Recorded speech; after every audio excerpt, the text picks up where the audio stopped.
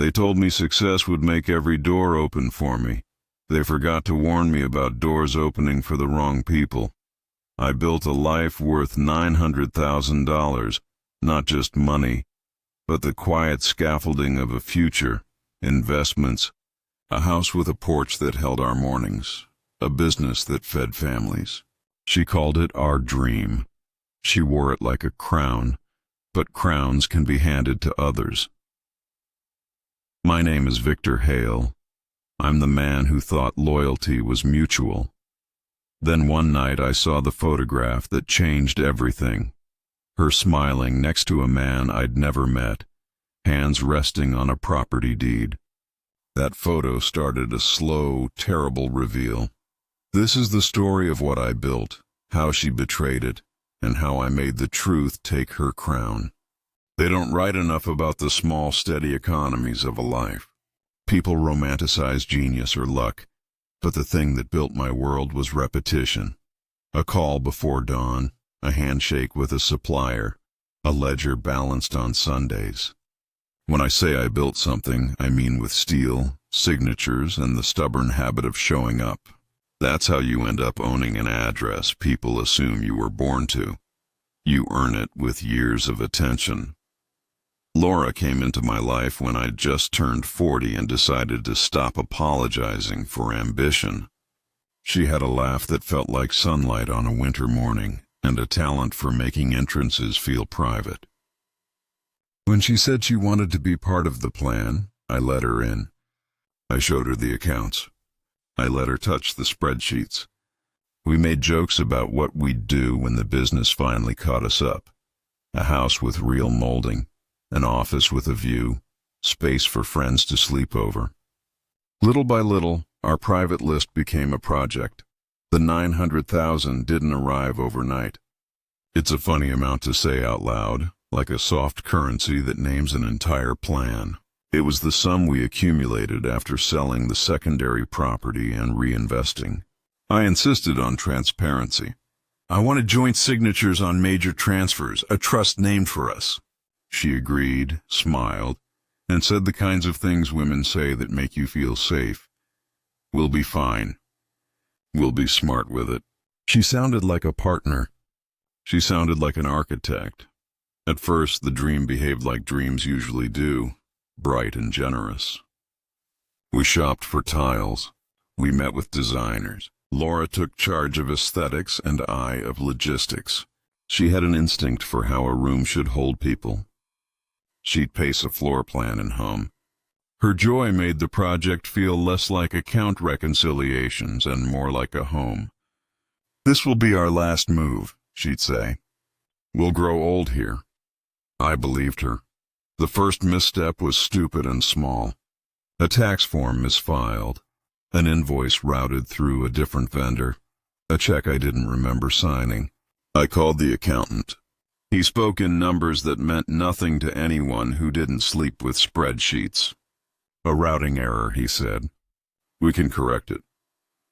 I accepted the correction because I'd learned not to inflate small errors into relationship earthquakes. That was the kindness that nearly killed me, believing small mistakes were just that, small. Then the small things multiplied and began to feel like proof.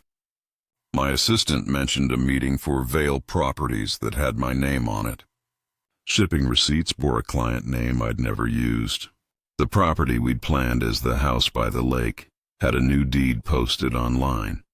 Not in our names, but close enough to make a man pay attention.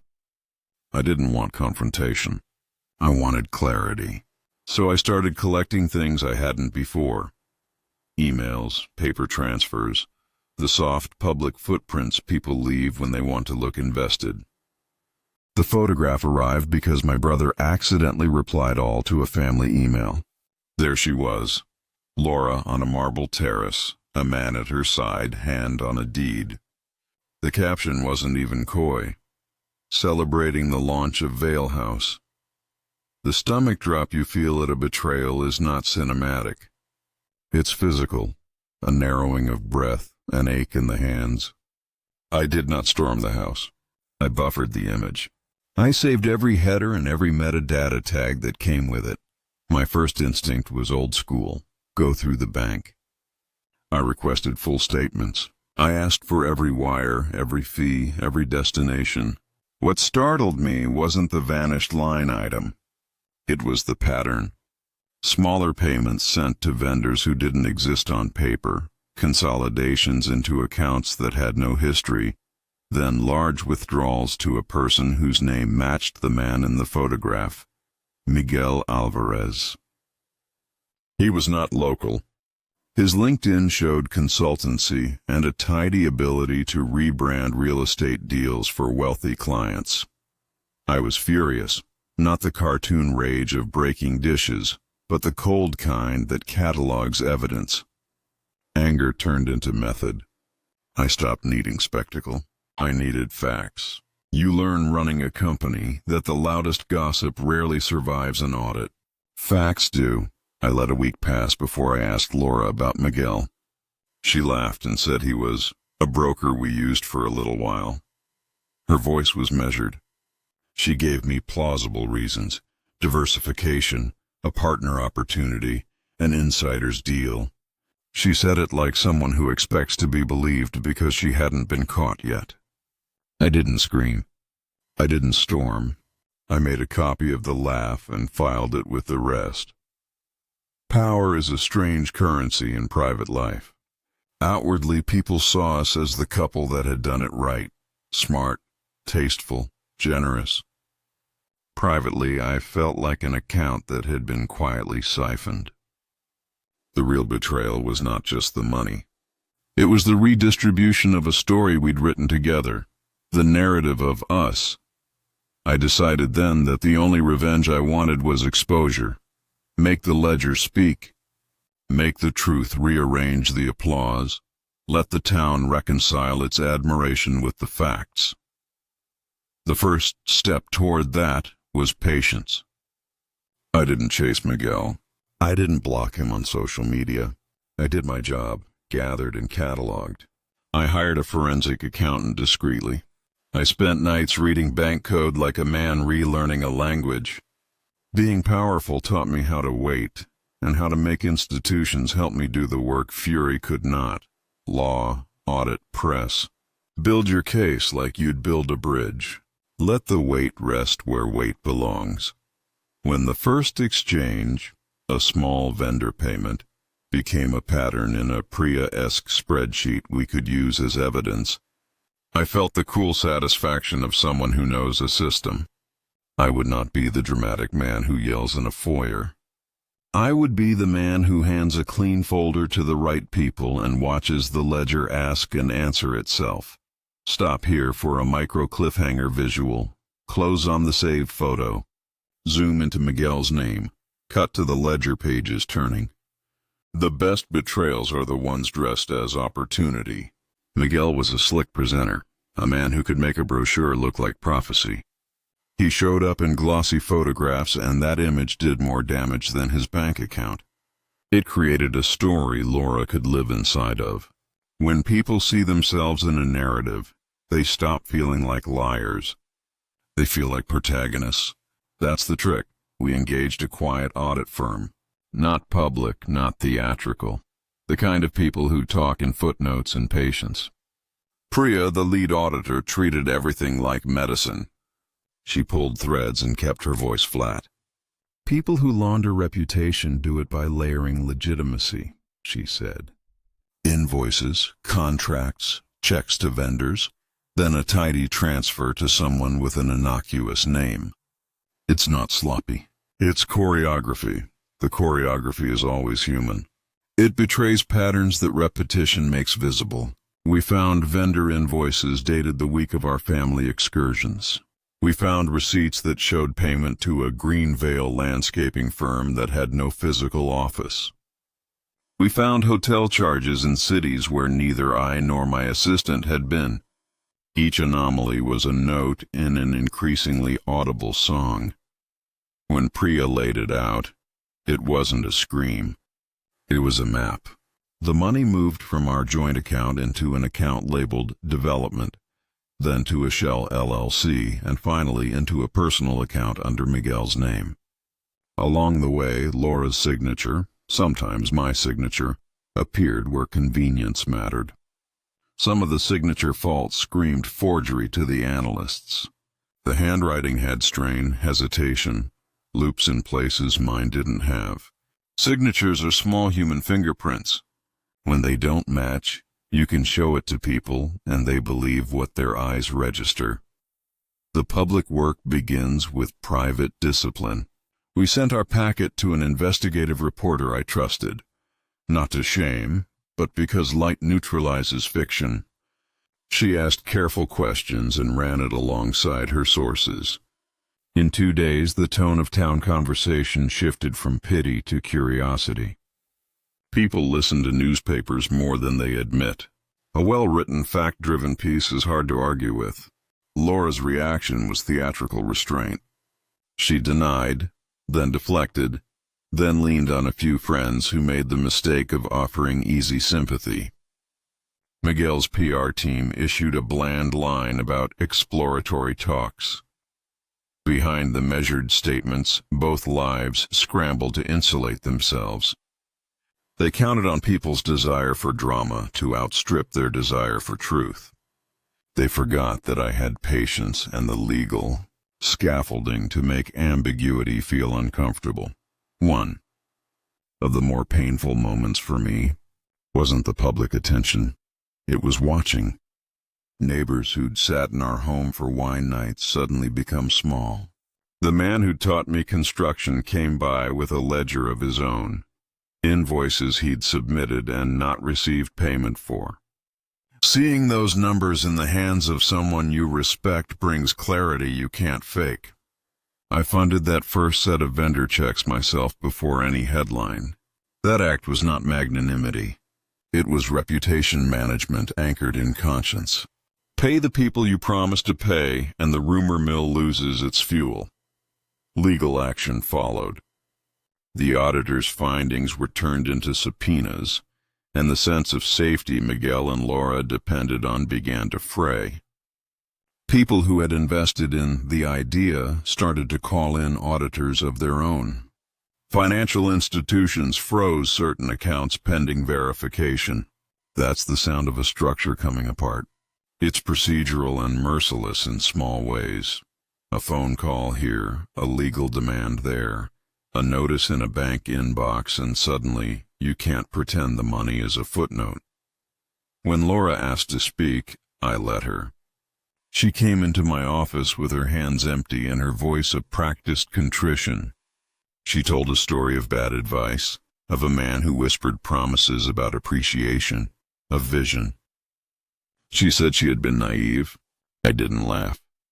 I didn't need to. Her script was the one practiced by people who suddenly noticed the possibility of consequence. What I did was quieter. I worked with our lawyers and with the auditors to ensure the community harmed by the transfers would be prioritized in any restitution. The money wasn't mine to protect in a tribal sense. It belonged to a network of people, clients, contractors, and staff who had trusted our brand. Ensuring their compensation mattered more than headline revenge. This is the kind of revenge that doesn't feel like revenge at all. It feels like repair. As the ledgers were exposed, people rewrote their loyalties. Miguel's deals fell apart. He became a name in public records, not a charming solution provider. He started returning fewer emails. And Laura? Invitations stopped coming. Those who once excitedly RSVP'd for our gatherings found practical reasons to be elsewhere. Social capital, it turns out, is fragile when it rests on a fiction. Stop for a micro cliffhanger. Show vendor invoices paid visual. Then a visual of a faded social invite. There's a strange moment in public reckonings where people pause to see how far the fall goes. It's not immediate. It's a calendar's worth of small humiliations. Canceled lunches, muted calls, a decline in generosity from those you thought secure. I had expected a thunderbolt. Instead, what came was a calendar, steady, methodical, and thorough. Once the legal papers moved, consequences accumulated.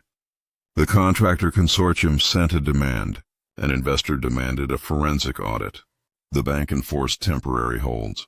Miguel tried to salvage his brand by offering a clarifying statement about misapplied transfers and consultations. People who once listened to his pitch with that hungry smile now scanned the documents for signatures. A man can wear charm like armor. He can't wear it against documents. Julian, a mutual friend who'd been like a brother, came for coffee and said what men in our circle say when they hover between belief and proof. I didn't want to think she'd do that. He meant the worst without saying it. The wound in his voice was not for me. It was for the idea of us. That idea is the part that dies slowest. Laura's defenses began to fail in private. She tried to negotiate settlements in back rooms, promising future work, offering partial reimbursement. But legal steps had been taken. Those small backroom deals couldn't fix an organized paper trail. The auditors and the judges want receipts, not promises. Promises are cheap. Receipts are real. At a council meeting where a charity dispute was hashed out, Laura stood and read a statement about regret and redemption. The room was polite. Most people are polite until you force them to count their loss. One contractor raised his hand and read aloud an invoice number. It matched our accounting. The room was quiet. You cannot clap away an invoice. An invoice is a demand for a balancing act. As legal pressure mounted, Miguel tried to conjure a narrative of opportunistic misinterpretation. But facts are patient. They outweigh rhetoric. One by one, the payments were traced, the shell companies identified, the accounts frozen. In the end, no one crowned her. The crown she'd imagined kept slipping, like a prop made of cheap metal. Public consequences slow but effective. People who once sat at our table now read our columns and see the math. They write letters, consult lawyers, and ask hard questions. That social pressure has teeth. You can see it in the way vendors file liens and investors demand remediation. The machinery works like tidewater, relentless and leveling. I spent those months doing the work most men don't want to do in public. I apologized to people who were owed money and arranged payments. I sat in mediation rooms and told the truth in measured sentences. It was a strange reversal of roles. The wronged man turned into steward. Perhaps it's the bitterest kind of power, to clean a wound someone else inflicted on the community you helped build. And Laura? She lost the easy invitation of respect. The woman who had seemed like a partner in every photograph now became an example in every cautionary email forwarded in town. People speak of lessons when they don't want to name the crime. She received her lesson not as spectacle but as practical consequence, restitution to those harmed, a tarnished reputation, and the hard work of rebuilding a life without the scaffolding she had misused. Stop for micro cliffhanger. Visual of empty gala chair, then the ledger with paid stamps. When the accounts were reconciled and the auditor's final report was filed, there was no parade. There was quiet. People returned to their businesses. The vendors received payment. The investors received explanations and partial returns. That's the thing. A restored town is not a dramatic tale. It's a line item in a bank transfer and a contractor with a new paycheck. I don't tell you this to humble brag. I tell you because power without repair isn't worth much. I'd spent my life building things. The most important thing I learned in the aftermath wasn't legal strategy. It was stewardship. You manage what you can, you mend what broke, and you don't let a lie become the only story people remember. Laura left town a month after the final filings. She sent a letter, short, contrite, and oddly practical. She wrote that she was seeking help and would step away from public life. There is nothing glamorous about walking away. No one prints the long afternoons of therapy or the nights spent calling people whom you've wronged to ask for forgiveness. Redemption, where it exists, is a tedious private file. Miguel, his name is a footnote in litigation files. Some of his partners sued him. Others quietly severed ties. He moved out of the city and occasionally appears in trade databases as a consultant on projects no one in our community would touch. Men like him survive, but they shrink. Shrinking is a kind of consequence. As for me, I rebuilt not just the accounts, but the rhythm of my life. I returned to the things that once steadied me. Morning reviews of the books, quiet dinners with people who'd stayed, the small habit of visiting the team and asking, "How are you really?" I planted a small garden where the party tent once stood. Nothing lavish, only herbs and a single oak tree. It was an unassuming ritual of repair. People ask if I ever wanted to humiliate her. The answer is complicated. There were satisfying moments. Seeing vendors paid, watching a forgery acknowledged in a filing, the quiet shame in a social circle when a name no longer matched the myth. But humiliation is noisy. Healing is slow. I chose the latter. The last line of the auditor's report read like a verdict of pragmatism. Evidence indicates improper diversion of funds and breach of fiduciary duty. Restitution ordered. The legal system, slow and imperfect, did what paperwork allows it to do: make facts unavoidable. One quiet afternoon, as autumn iced the edges of our city, a man I'd mentored years ago stopped by with his son. He'd once been a small contractor I'd worked with early on. Now he's the kind of steady leader you hope the world grows. He handed me a handwritten note, a simple line: "Thanks for keeping what mattered." That was the kind of currency I wanted. Not vengeance, not spectacle, responsibility.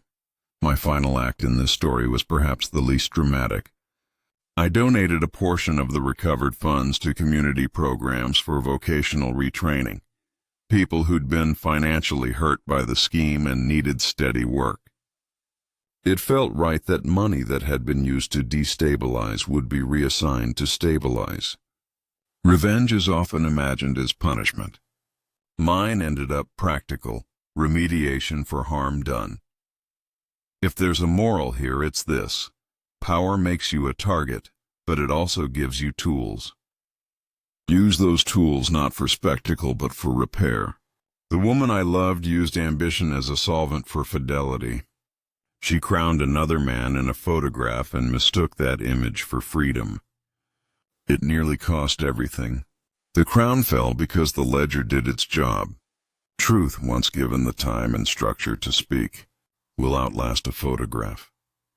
If this story landed with you, if you felt that cold knot of betrayal, or you admired the way stillness can be weaponized, hit like, drop a comment that says "keep the ledger," and subscribe for more stories where patience, truth, and quiet craft do the heavy lifting.